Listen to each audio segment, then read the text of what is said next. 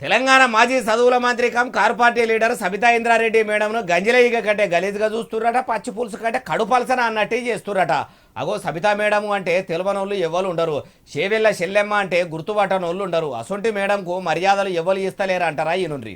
చూసినరా, మహేశ్వరం నియోజకవర్గంలో ఉన్న బాలాపూర్ దగ్గర కొత్త రేషన్ కార్డుల పంపకాల కార్యంకు పోయిన మాజీ చదువుల మంత్రి సబితా మేడంకు మర్యాద కూడా చేస్తలేరట.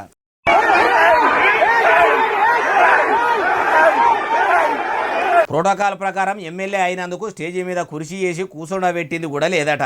ఓడిపోయిన షే పార్టీ లీడర్లను దగ్గర కూర్చోబెట్టుకొని కారు పార్టీ ఎమ్మెల్యేను మొత్తం కాన కూడా అంతలేరని మస్తుగానే బాధపడ్డది ఈనుండ్రి. రేషన్ కార్డు ఇస్తున్నప్పుడు కూడా పార్టీ పరంగా ఇస్తున్నట్టు ప్రోటోకాల్స్ పక్కన పెట్టి పార్టీ పరంగా ఉన్న మాజీలను అందరిని కూడా తీసుకొచ్చి స్టేజ్ మీద కూర్చోబెడితే ప్రభుత్వ కార్యక్రమం అని చెప్తున్నారు మంత్రి గారు, ప్రోటోకాల్ పాటించాలని రిక్వెస్ట్ చేయడం జరిగింది. ఈయనరా ఇంకా మస్తుగానే అన్నది మొత్తం ముచ్చటి నుండి.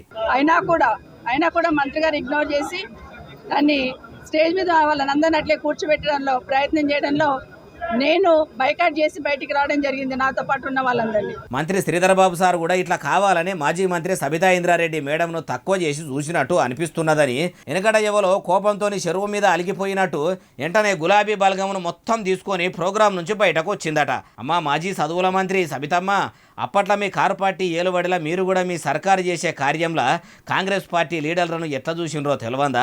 వంతు కొంతు ముట్ట చెప్పుతున్నట్టున్నారు.